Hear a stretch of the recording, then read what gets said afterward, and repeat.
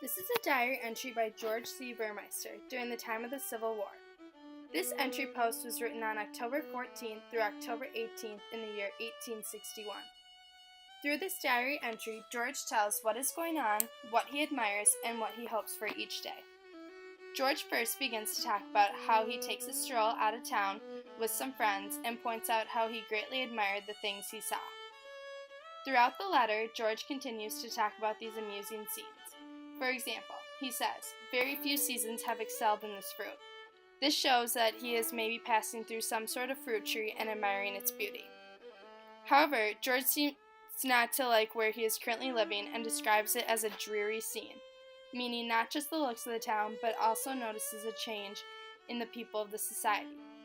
The more George talks about these amusing scenes, I feel like it reminds him of home and how where he lives is a lot less depressing.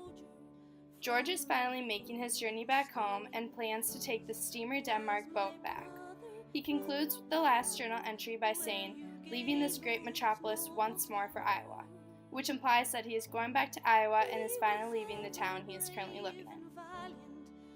The diary entry is very informal and short, yet says enough information to get a feel of how George is really feeling.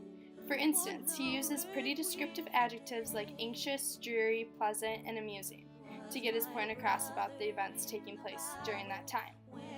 I enjoyed transcribing this letter because just through one short diary entry, I found out so much about one person and how he had a big role during the time of the Civil War.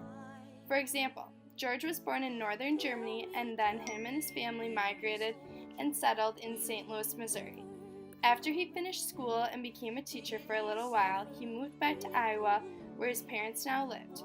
There, he enlisted and became captain of Company C in Iowa's 35th Regiment Volunteer Infantry. Thanks for listening.